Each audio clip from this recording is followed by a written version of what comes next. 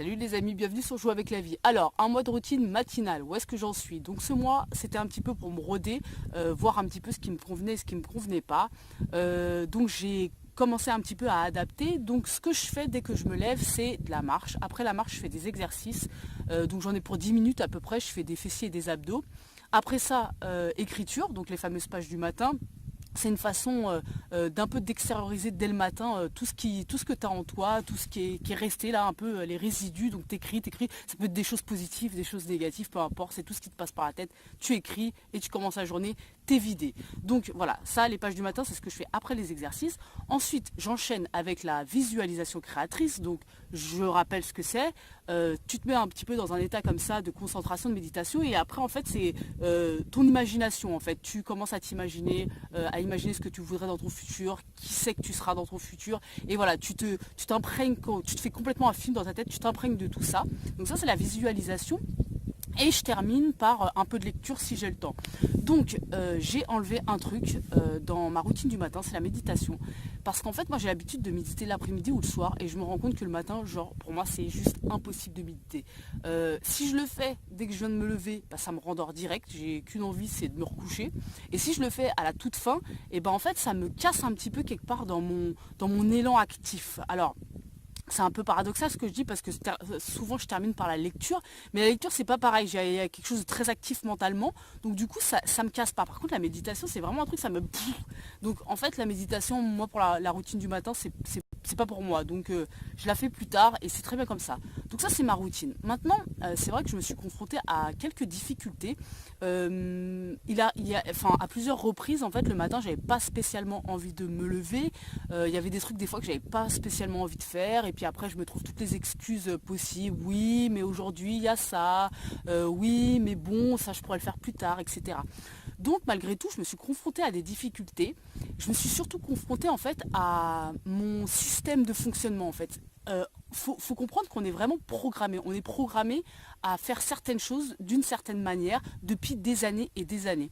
Donc en fait, moi, là, mon réel défi, c'est réellement de changer mon mode de fonctionnement, de changer ce mode de fonctionnement un petit peu victimaire, ou un petit peu comme ça dans l'impuissance, le fait de se trouver des excuses, le fait d'être trop laxiste avec soi-même. Et ça, c'est vraiment quelque chose qu'il faut que je transcende, et c'est pas évident. Donc là où je voulais en venir, c'est que toi qui me regardes, si par moment tu essayes d'intégrer des nouvelles choses dans ta vie, des nouvelles routines, ou tu essayes des nouvelles activités, et que tu galères, que tu le fais une fois, deux fois, trois fois, et puis après que il y a une journée tu le fais pas, 2 jours tu le fais pas, 3 jours tu le fais pas, qu'est-ce qui va se passer? La plupart du temps, ce qu'on va faire, c'est que on va se dire: oh mais putain, je suis trop nul, mais pourquoi certains y arrivent, mais pourquoi moi j'y arrive pas, en fait je suis pas assez courageux, ouais c'est pas pour moi. Mais ça, en fait, tout ça, faut comprendre que ça fait juste partie d'un programme, d'un système de fonctionnement que tu as depuis des années et des années, et qui te sécurise. Et tu as l'impression que tu es ça, mais t'es pas ça. T'es pas quelqu'un de pas courageux, t'es pas quelqu'un de nul en fait. C'est pas vrai. C'est pas vrai. C'est juste que tu as ce fonctionnement-là. Et en fait, ce qui va se passer dans ces moments-là, c'est que vu qu'on va se blâmer, bah forcément on va pas y revenir à l'activité, on va pas y revenir à la routine qu'on essaye de s'imposer. Et pour moi la clé, vraiment la clé dans tout ça, c'est la bienveillance. Alors ça paraît être rien la bienveillance, mais en fait c'est super important. Parce que quand t'arrives pas à faire quelque chose, et que tu te dis: oh bah de toute façon c'est pas pour moi, oh je suis pas quelqu'un d'assez courageux mais j'arriverai jamais à changer, bah en fait tu te mets dans un état d'impuissance et de victimisation, et forcément bah tu vas pas y arriver, tu vas abandonner.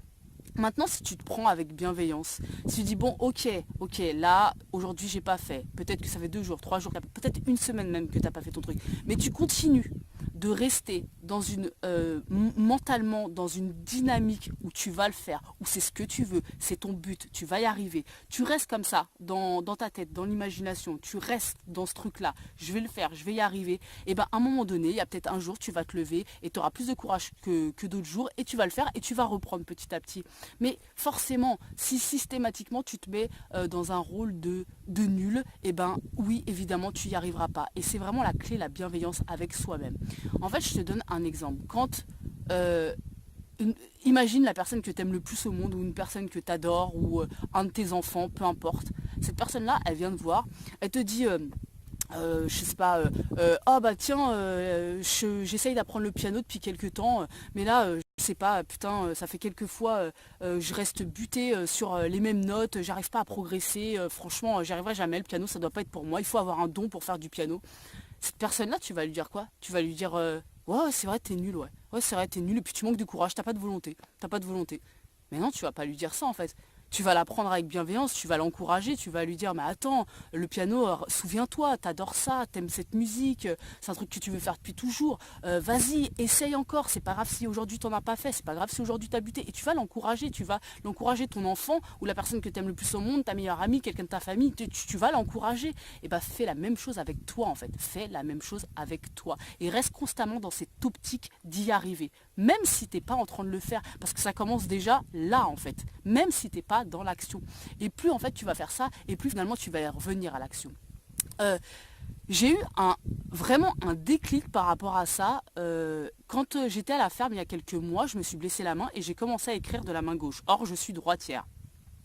Et ça m'a remis en fait quelque part dans un état un peu enfantin parce que bah, j'écris comme une petite fille de 8 ans forcément, mais j'ai énormément progressé depuis quelques mois. Mon poignet a plus de force, mes doigts ont plus de force et j'écris voilà, naturellement. J'écris pas très bien, mais j'écris naturellement, j'écris comme une enfant. Et en fait, ça m'a vraiment, j'ai eu un moment de clarté où je me suis dit, mais putain, mais en fait, quand on est enfant et qu'on apprend plein de choses, tout ce que tu fais aujourd'hui naturellement, marcher, écrire, lire, parler, faire tes lacets. Mais quand tu étais enfant, ça, tu as dû l'apprendre, mais tu t'es trompé 100 fois, 1000 fois, 10 000 fois avant d'y arriver. Et à aucun moment, quand tu étais enfant, tu t'es découragé quand tu n'arrivais pas à faire ton lacet, quand tu n'arrivais pas à écrire ou que tu écrivais mal ou que tu lisais pas bien. Bah, tu as appris en fait, tu as appris. Et puis avec le temps, aujourd'hui, c'est quelque chose qui est complètement naturel, tu n'y penses même plus quand tu le fais. Et en fait, c'est ça. En fait, quand on est adulte, notre gros problème, quand on n'arrive pas à faire quelque chose, c'est que systématiquement, on se blâme et on a trop d'ego. On a trop d'ego quand on est adulte. Parce que qu'est-ce qui fait que à un moment donné, tu n'arrives pas à faire quelque chose et tu commences à te dire que tu es nul, t'as pas de courage, tu n'y arriveras jamais. Mais c'est ton ego en fait. C'est ton ego. Un enfant, il se dit pas ça. Un enfant, bah, il n'y arrive pas, il réessaye, il réessaye, il réessaye. Et une activité qui lui plaît à un enfant, bah, le vélo par exemple, la nage, n'importe quoi. Mais il essaye, il essaye, il essaye, il tombe, il tombe, il tombe, il essaye 10 000 fois. Et maintenant, bah, c'est naturel pour toi de faire du vélo. Et pourquoi on n'est pas dans cette optique-là quand on est adulte? Mais on a trop d'ego, on veut tout réussir tout de suite. Tout de suite, on veut que, hop, on se met à faire du piano par exemple, on veut être tout de suite, voilà, quelqu'un d'exceptionnel au piano. Alors oui, peut-être que tu as des dons et tu as certains domaines effectivement dans lesquels tu vas exceller plus rapidement que les autres, parce qu'en fait on a tous nos aptitudes, donc ça c'est ok. Mais ce que je veux dire, c'est que c'est ton ego qui t'empêche d'avancer. Et te replacer dans un rôle d'élève, entre guillemets, d'apprentissage, de bienveillance avec soi-même, mais ça va te faire carrément plus progresser. Parce qu'en fait, à chaque fois que tu vas pas y arriver, tu te dis, mais c'est temporaire, j'y arrive pas pour l'instant, parce que je suis en train d'apprendre, en fait. Et pour une routine matinale, c'est exactement la même chose, hein. T'apprends, en fait, à fonctionner de façon différente. T'apprends à te lever le matin plus tôt. T'apprends à, comment dire, à comment dire, te discipliner par rapport à certaines tâches. Je veux dire, à un moment donné, il faut mettre son ego de côté. Quand on apprend, on ne peut pas avoir d'ego, en fait. C'est pas possible. C'est pas possible. C'est pas possible. Donc voilà, je pense que j'ai à peu près tout dit, les amis. Je reviens très vite pour une nouvelle vidéo. Et jusque-là, je vous fais des gros bisous. Ciao, les amis.